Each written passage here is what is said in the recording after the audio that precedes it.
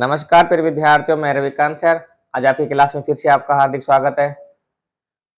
आज हम पढ़ेंगे कारक टॉपिक में। जो हमारी पिछली वीडियो में आपने देखा होगा कि कारक टॉपिक चल रहा था हमारा, प्रथमा विभक्ति हो गई थी, द्वितीय का एक नियम हो गया था और द्वितीय विभक्ति का आज दूसरा नियम पढ़ेंगे। दूसरा नियम हमारा आता है कि आदि सिंह स्थासम क्रम, कि आदि उपसर्ग पूर्वक सिंह धातु तथा आस धातु के योग में द्वितीय धातु के योग में इनके आधार की क्रम संज्ञा होती है तथा क्रम में द्वितीय विभक्ति प्रयुक्त होती है। देखे गए प्यारे विद्यार्थियों,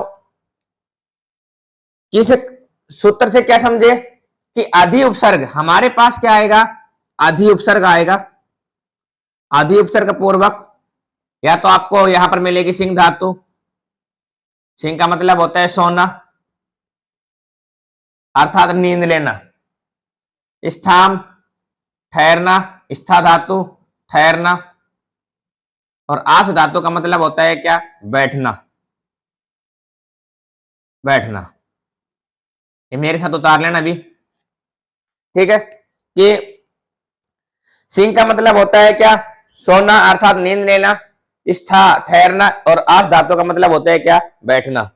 इनके आधार के क्या होगी, क्रम संज्ञा होगी। देखिएगा एग्जाम में किस प्रकार के क्वेश्चन आते हैं इसके, कि हमारे पास आदि उपसर्ग रहेगा पूरे वाक्य में, वाक्य आएगा, लिखा हुआ वाक्य आएगा, उसमें आदि उपसर्ग मिलेगा और आदि उपसर्ग के बाद में सिंह धातु हो सकती है या स्था धातु हो सकती है या आस धातु हो सकती है। तो वहां पर हमें कौन सी विभक्ति करनी है, द्वितीय विभक्ति करनी है और कर्म कारक करना है। आइए देखते हैं, इसके उदाहरण देखते हैं।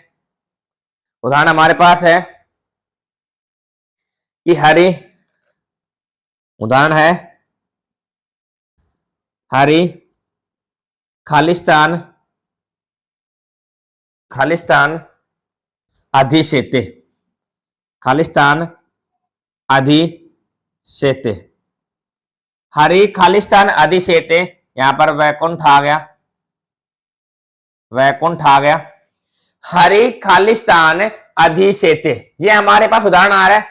हरि खालिस्तान हरिशेते, अधिशेते सॉरी, अधिशेते। अब हमें वाक्य में क्या करना है कि जो खालिस्तान आया है वहां आपको देखना है खालिस्तान में ऐसी क्या चीज है कि हम इसमें विभक्ति करें, कौन सी, द्वितीय विभक्ति करें।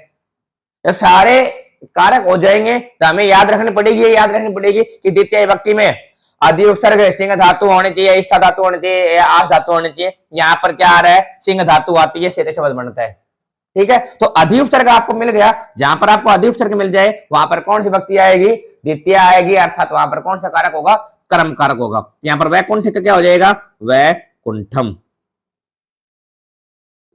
ठीक है। इसको इस प्रकार लिखते हैं, वैकुंठम, ठीक है। एग्जाम में एक प्रकार के तो ऐसा आता है, एग्जाम में मैंने आपको कल ही बताया था, एक प्रकार का इस प्रकार का क्वेश्चन आता है कि हरि वैकुंठम, हरि वैकुंठम अधिशेते। यह आएगा तत्कारणम, क्वेश्चन आता है तत्कारणम का, अर्थात किसके कारण से, जो अंडरलाइन किया है, रेखांकित पद है, वो किस कारण से इसमें विभक्ति आई है, द्वितीय विभक्ति आई है। तो हमें बताना है कि इसमें विभक्ति कौन सी लग रही है, द्वितीय विभक्ति। तो हम लिख सकते हैं द्वितीय विभक्ति, द्वितीय विभक्ति। और किसके योग में आएगा, आदि उपसर्ग और सिंह धातु के योग में। आदि उपसर्ग, आदि उपसर्ग सिंह धातु योगे, सिंह धातु योगे, ठीक है, इनके योग में आएगा। पूरा उत्तर हमारे क्या आ गया है कि वैकुंठम में द्वितीय विभक्ति है, आदि उपसर्ग के अनुसार सिंह धातु से आया है, कौन सा, वैकुंठम से बताया। दो प्रकार के क्वेश्चन हो गए हमारे। एक प्रकार का तो ये खालिस्तान आ गया, खालिस्तान में हमें क्या करना है, ये करना है। और इसके बाद में खालिस्तान के एक प्रकार से तो खालिस्तान वाला आ गया कि यहाँ पर वैकुंठ दे दिया और यहाँ पर वैकुंठ से क्या करना पड़ेगा, आपको वैकुंठम करना पड़ेगा। दूसरा इस प्रकार आता है कि अब आपको वैकुंठम अंडरलाइन दे दे और वैकुंठम का बताएगा आपको कि इसमें कौन सा विभक्ति करनी है और किस कारण से करनी है। तो हमें क्या करना पड़ेगा, द्वितीय विभक्ति, और किसके कारण से करना है, आदि उपसर्ग और सिंह धातु के कारण से करना है, ठीक है। तीसरा प्रश्न आता है हमारे पास। तीसरा प्रश्न आता है कि यहां आपको जो 8वीं क्लास वाले के लिए इंपॉर्टेंट है, देखिएगा। तीसरा प्रश्न हमारे पास आएगा कि हरि खालिस्तान अधिशेते, यहां पर मैं दे देता हूं वैकुंठ, वैकुंठम, और यहां पर आ गया वैकुंठे, वैकुंठे। तो यहां पर आपको क्या करना पड़ेगा, इन दोनों में से एक चूज करना पड़ेगा, एक चुनना पड़ेगा आपको। ठीक है, तो दोनों में से क्या करना पड़ेगा, वैकुंठ क्या हो जाएगा, वैकुंठम आ जाएगा। ठीक है, तीन प्रकार क्वेश्चन हो गए। चौथा प्रकार का और आता है। चौथा प्रकार का इस प्रकार आएगा कि यहां पर आपको हरे खालिस्तान वैकुंठे आ गया, वैकुंठ है क्योंकि रेखांकित पद को क्या करना है आपको, शुद्ध करना है। रेखांकित पद को क्या करना है आपको, शुद्ध करना है। कि में अशुद्ध वाक्य है, इसको क्या करेंगे हम, शुद्ध करेंगे। तो यहां पर क्या करना है, वैकुंठ के जगह क्या देगा, वैकुंठम आ जाएगा। क्यों आया भाई, क्योंकि यहां पर अधि उपसर्ग है और सिंह धातु है। तो आपको अच्छी तरीके से समझ में आ गया होगा, चार पांच प्रकार मैंने आपको बता दिए हैं। ठीक है, और देखते हैं इसके उदाहरण। ये उदाहरण आप उतार लीजिएगा, यहां पर हरि वैकुंठम अधिशेते। ठीक है, आगे देखिएगा, हमारे पास उदाहरण है एक खालिस्तान नरपय खालिस्तान अध्यास्ते, नरपय नरपय खालिस्तान अध्यास्ते। ठीक है, तो यहां पर मैं लिख देता हूं सिंहासन, सिंहासन। नरप मीन्स क्या होता है, राजा। सिंहासन पर क्या करते हैं, अधिशेत अधियास्ते, अर्थात इस आस धातु में बैठना आ गया, अधि उपसर्ग आ गया, अधि धन आस्ते। ठीक है, तो अधि उपसर्ग आस धातु के योग में क्या आएगा, सिंहासन क्या हो जाएगा, सिंहासनम। अर्थात राजा सिंहासन पर क्या करता है, बैठता है। आगे समझ में आपको अच्छी तरीके से समझ में आ गया होगा। इसमें आपके उदाहरण कम लिखाऊंगा क्योंकि आपको इसके नियम समझने हैं। ठीक है, तो आप ये उतार लीजिएगा अच्छी तरीके से। और जो हमारे जो नियम नंबर 2 है, इसकी आप स्क्रीनशॉट मार लीजिएगा। ठीक है, साइड में हो जाता हूं मैं, अपने नोट्स बनाते रहना। आगे देखिएगा, हमारा तीसरा नियम आता है। हमारा नियम है, अगला नियम जो भी है,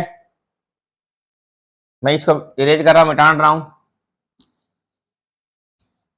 जो आज हमारे YouTube चैनल पर नए हैं वो वीडियो को क्या कर दीजिएगा, सब्सक्राइब कर दीजिएगा, लाइक कर दीजिएगा और बेल आइकन को दबा दीजिएगा, जिससे कि आपको जो हम वीडियो छोड़े तो आपके पास क्या जाए, नोटिफिकेशन आता रहे कि हम जो रोजाना वीडियो छोड़ रहे हैं।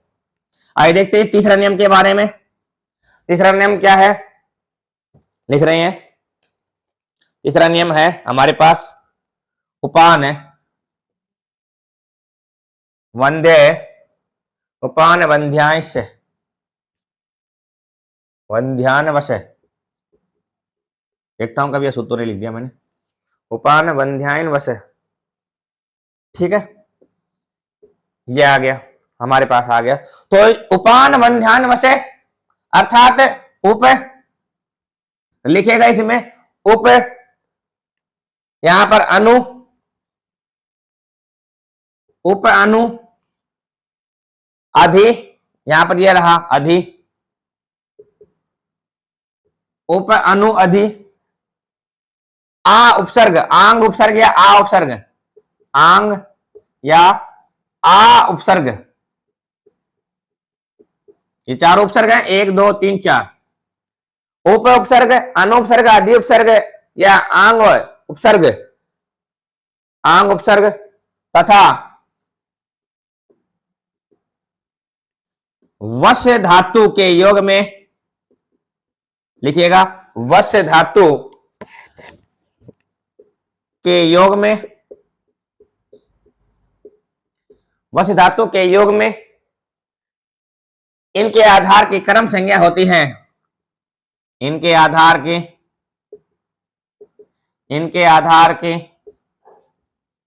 क्रम संज्ञा होती है। इनके आधार की क्या होती है भाई, क्रम संज्ञा होती है, तथा क्रम में द्वितीय विभक्ति प्रयुक्त होती है, तथा क्रम में द्वितीय विभक्ति प्रयुक्त होती है, प्रयुक्त होती है। ठीक है, ये हमारी हो गई है। हमारा तीसरा नियम है उपान वंध्यान वश, अर्थात उप उपसर्ग, अनु उपसर्ग, अधि उपसर्ग और आंग उपसर्ग आ जाए और उसके बाद में वश धातु आ जाए। ठीक है, ये आने के बाद में वश धातु आ जाए तो वहां पर कौन से कर्म करेंगे, कौन सा कारक करेंगे, कर्म कारक करेंगे द्वितीय विभक्ति का, द्वितीय विभक्ति प्रयुक्त होगी इसमें। तो देखते हैं इसका उदाहरण हमारे पास, एक बार आप लिख लेना किस प्रकार के क्वेश्चन आएंगे। उपवस्ती, उपवस्ती मीन्स क्या होता है भाई, बताओ क्या रहता है। उपवस्ती मीन्स होता है पास में रहता है, तो लिखिएगा पास में रहता है, पास में रहता है। दूसरा लिखिएगा अनुवस्ती, अनुवस्ती, अभी उदाहरण नहीं लिखवाए, ये तो आपको वर्ड बताए कि उप से क्या बनेगा, उपवस्ती बनेगा। उपधन्यवश धातु, उपसर्गवश धातु, तो उप से क्या बन गया, उपवस्ती बन गया, अर्थात पास में रहता है। अनुवस्ती बन गया अर्थात पीछे रहता है, अनुमित से होता है पीछे, पीछे रहता है। अगला हमारे पास आता है क्या, अधिवस्ती, अधिवस्ती, इसका क्या आएगा, में रहता है, में रहता है। और लास्ट हमारे पास आता है क्या, आंग उपसर्ग अर्थात आ उपसर्ग, तो अर्थात आवस्ती, और आवस्ती का मतलब क्या होता है, रहता है। अब हमें वाक्य में उपवस्थी देखना है, अनुवस्थी देखना है, अधिवस्थी देखना है और आवस्ती देखना है। वाक्य में चारों में से एक वर्ड आपको मिल जाए तो वहां पर हम क्या करेंगे, जो खाली स्थान आएगा हमारा वहां पर क्या करेंगे, द्वितीय विभक्ति और कर्म कारक करेंगे। आइए देखते हैं इसके उदाहरण क्या है। उदाहरण देखिएगा, पहला उदाहरण हमारे पास आता है, उदाहरण देखिएगा कि श्याम है खालिस्तान उपवस्थी, श्याम है खालिस्तान उपवस्थी, श्याम है खालिस्तान उपवस्थी, और यहां पर कोष्टक में दे दूं मैं क्या, नगर दे दूं। तो ध्यान रखना, एक बार सामने देखिएगा, समझिएगा, एक उदाहरण समझ लीजिएगा आप, उसके बाद में आप सारे कर लीजिए, कोई दिक्कत नहीं है। यहां पर आपको एक समझा देता हूं तो सारे एक जैसे आ जाएंगे। श्याम है खालिस्तान उपवस्थी, हमें इस खालिस्तान में क्या करना है, नगर का करना है, कुछ करना है जो, तो नगर के क्या करेंगे, इसमें नगर हम करेंगे ही। क्यों करेंगे, क्योंकि यहाँ पर उपसर्ग आया और उपसर्ग के बाद में वश धातु आई है, और जहां पर वश धातु आ जाती है वहां पर द्वितीय विभक्ति करते हैं, कर्म कारक करते हैं। तो यहाँ पर नगर का क्या हो जाएगा, नगरम। ठीक है, एक प्रकार से तो ऐसा आता है, मैंने हर प्रकार आपको बता रखा है। 8वीं क्लास वाले के लिए किस प्रकार आएगा, यहाँ पर नगरम का क्या आ जाएगा, यहाँ पर नगर का नगरम आ जाएगा, और एक आ जाएगा आपको नगरात दे दे, तो यहाँ पर दोनों में से एक करना पड़ेगा, एक करना पड़ेगा तो हमारा क्या आ जाएगा, नगरम आ जाएगा। ठीक है, अलग अलग प्रकार से क्वेश्चन आते हैं, जहां पर आपको जहां पर जरूरत पड़ेगी वहां पर नियम लगाएंगे। तो यहाँ पर आ गया उप उपसर्ग आ गया, वश धातु आ गया, यहाँ पर उप उपसर्ग और वश धातु हो तो वहां पर क्या करेंगे, द्वितीय विभक्ति लगाएंगे। और देखिए उदाहरण हमारे पास है, कुलदीप है, कुलदीप है खालिस्तान, कुलदीप है खालिस्तान अनुवस्थी, कुलदीप है खालिस्तान अनुवस्थी। ठीक है, कुलदीप है खालिस्तान अनुवस्थी, तो हमारे पास क्या आ गया, कुलदीप है खालिस्तान अनुवस्थी, यहां पर मैं देता हूं क्या, गृह, गृह, गृह अर्थात घर। अब ये घर आ गया तो घर गया करना पड़ेगा अनु, अनु, जहां पर अनु उपसर्ग आ जाए और वश धातु आ जाए तो वहां पर क्या करना पड़ेगा, द्वितीय विभक्ति लगानी पड़ेगी, और द्वितीय का इसकी क्या हो जाएगा, गृह का क्या हो जाएगा, ग्रह हो जाएगा। तो कुछ समझ में आ रहा होगा आपको, अच्छी तरीके समझ में आ गया होगा। मैंने आपको कल 3 क्वेश्चन लिखवाए थे, क्या आपने तीनों के उत्तर दिए, तीनों क्वेश्चन क्या क्या थे मेरे को बताओगा, दिखाना मेरे को कौन कौन क्वेश्चन देते हैं। मैंने कल आपको 3 क्वेश्चन लिखवाए थे, यहाँ पर रख दे। तीनों क्वेश्चन थे हमारे पास कि खालिस्तान है, देखिएगा आपने कुछ किया है तो आपने कोई भी लाइक वगैरह और किसी ने भी कमेंट में नहीं लिखा है, फिर भी मैं आपको बता देता हूं इसके उत्तर क्या है। खालिस्तान धिक है, धिक है, और यहां पर क्या है, दुष्ट है, दुष्टि है ना। पहला क्वेश्चन तो इस प्रकार था, ये कल की मैं बता रहा हूं, कल के जो उदाहरण मैंने आपको बताए थे लास्ट में 3 गृह कार्य करने के लिए दिया थे वो आपको बता रहा हूं मैं। दूसरा हमारे पास आता है खालिस्तान, खालिस्तान ऊपरी ऊपरी है ना, ऊपरी ऊपरी, और सूर्यास्ती, यही होगा सूर्यास्ती। ठीक है, और तीसरा हमारे पास आता है क्या, इसमें क्या बताना था, तत्कारण बताना था क्या, तत्कारण बताना था। इसमें यहाँ पर लोकम लिखा है ना, तो यहाँ पर क्या आ जाएगा, तत्कारण बताना। तीसरा हमारे पास आता है, कौन सा प्रश्न आता है, यावत का आया था, यावत का मैंने लिखवाया था, यावत का आया भाई हमारे पास, देखते हैं कि गणेश है, गणेश, गणेश, खालिस्तान यावत, यही है खालिस्तान यावत। और यहां आ जाएगा क्या, गच्छति। और कोष्ठ में दे रखा है क्या कुछ, मैंने 1 दिया था। देखिएगा मैंने आपको 3 उदाहरण आपको दिए थे और मैंने आपको बताया था दिक, ऊपरी ऊपरी और यावत तीनों वर्ड बताए थे। तो यहां पर इसके अनुसार कौन सी भक्ति आ जाएगी, द्वितीय भक्ति आ जाएगी और यहां पर क्या हो जाएगा, दुष्टम हो जाएगा। ठीक है, दुष्टम इस प्रकार लिख सकते हैं। लोकम ऊपरी ऊपरी सूर्यास्ति, तो यहां पर लोकम ऊपरी ऊपरी आ रहे, तो यहां पर कौन सा तत्कालम करना पड़ेगा, तो क्या आएगा, द्वितीय विभक्ति, द्वितीय विभक्ति और ऊपरी ऊपरी के योग में शब्द, शब्द योग्य। ठीक है भाई।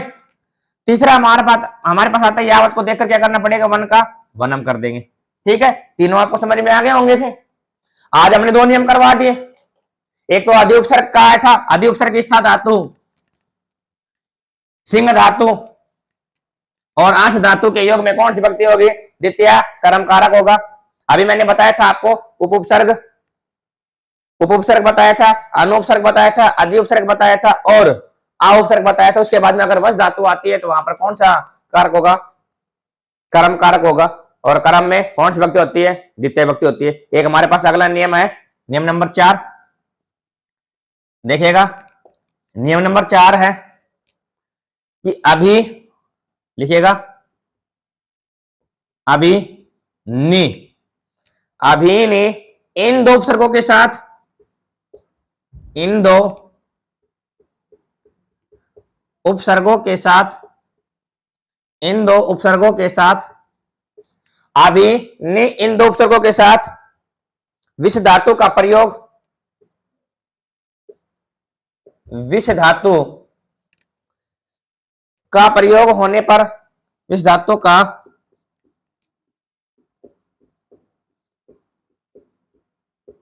प्रयोग होने पर इसके आधार की क्रम संज्ञा होती है, इनके आधार की, इनके आधार की क्रम संज्ञा होती है, संज्ञा होती है और क्रम में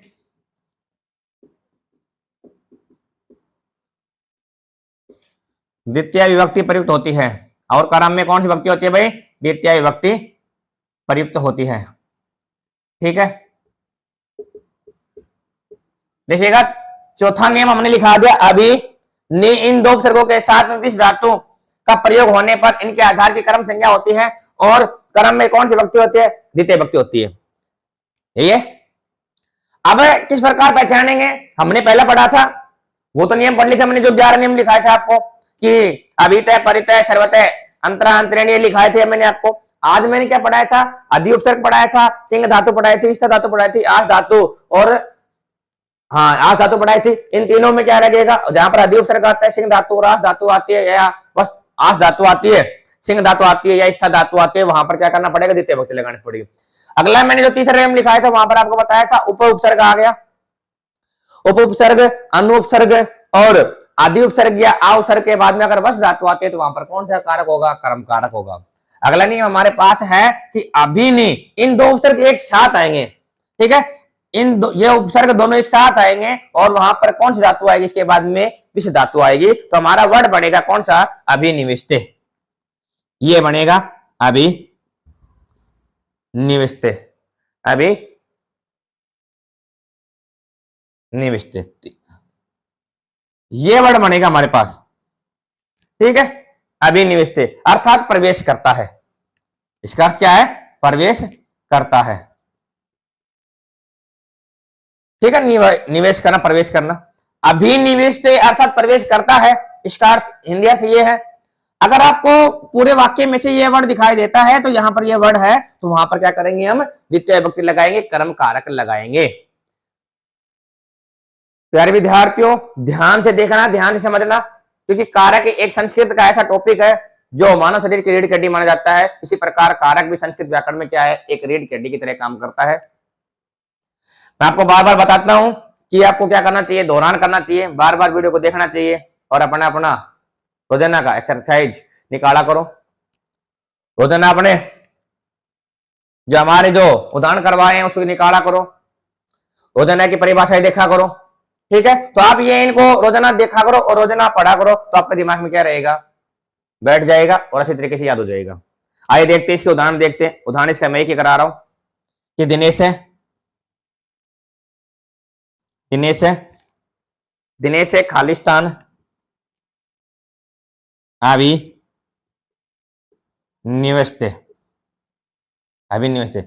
दिनेश खालिस्तान में प्रवेश करता है, किसमें करता है प्रवेश, यहां आ गया, ग्राम आ गया। अब हमें उपसर्ग देखना है, अभी उपसर्ग अन्य उपसर्ग आ गया और वहां पर किस धातु भी आ रही है, तीनों चीज आ रही है, तो वहां पर क्या करेंगे, ग्राम का क्या हो जाएगा, ग्रामम हो जाएगा। ठीक है, कुछ समझ में आया होगा आपको। जहां में हमारी द्वितीय विभक्ति कंप्लीट नहीं हुई है, हमारी द्वितीय विभक्ति में अभी हमारे पास दो नियम और बच रहे हैं, इसलिए मैं आपको एक नियम और करा देता हूं आपको, तो इसके बाद में एक बड़ा नियम बचेगा, वो आपको क्या कराऊंगा, कल करा दूंगा। तो उतारिएगा अगले नियम को, हमारा 5वां नियम है, देखिएगा।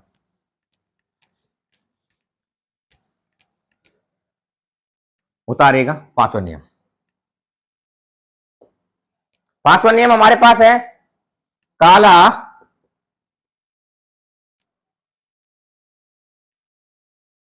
धवनोर अत्यंत अत्यंत संयोगे, काला धवनोर अत्यंत संयोगे, ये हमारे पास 5वां नियम है, द्वितीय विभक्ति का कर्म कारक का 5वां नियम हमारे पास है। तो इसका लिखिएगा, कालवाचक, काल का मतलब होता है समय, कालवाचक और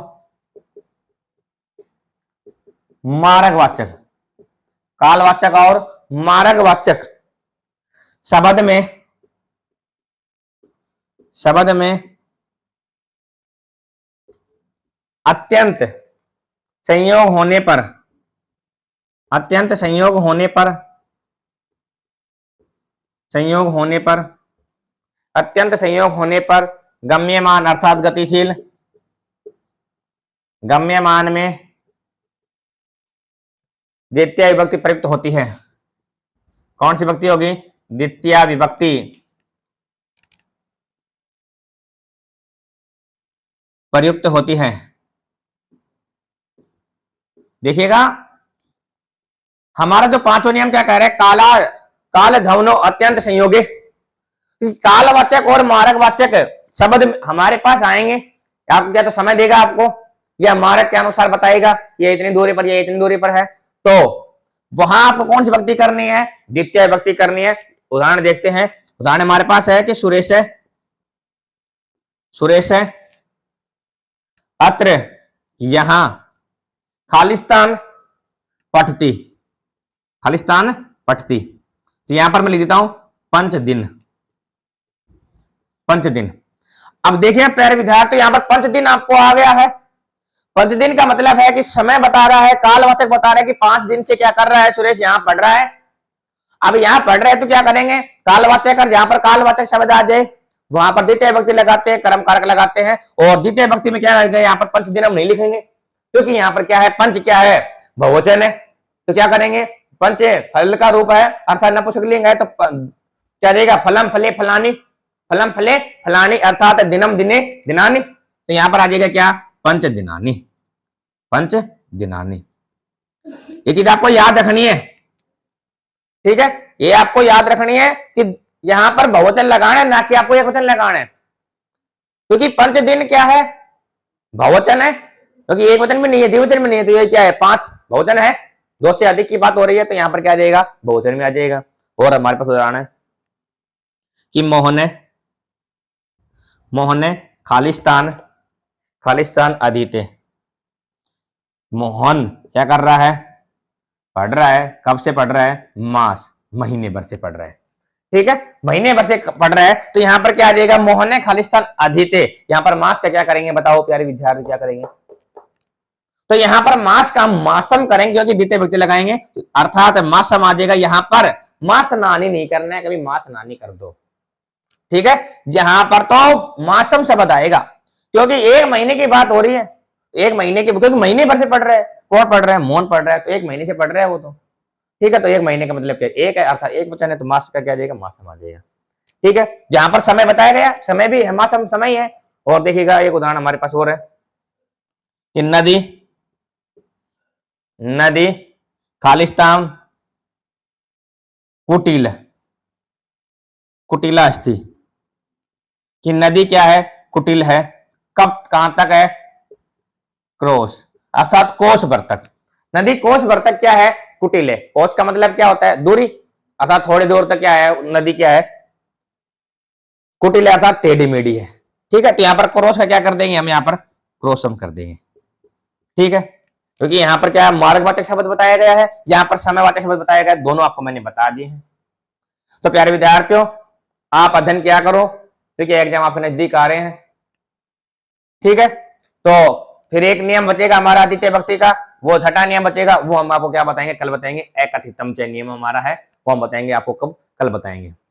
तो आज जो हमारे वीडियो पर, जो चैनल पर तो पहली बार देख रहे हैं, आपको अगर वीडियो अच्छी लगी है तो आप वीडियो को क्या कर दीजिएगा, सब्सक्राइब कर दीजिएगा, लाइक कर दीजिएगा, और बेल आइकन को क्या कर दीजिएगा, दबा दीजिएगा, जिससे कि हम आपको रोजाना जो नई वीडियो बनाते हैं जो आपको नोटिफिकेशन मिल जाए। इसलिए आज की वीडियो यहीं समाप्त होती है, फिर आप मिलेंगे अगली वीडियो में।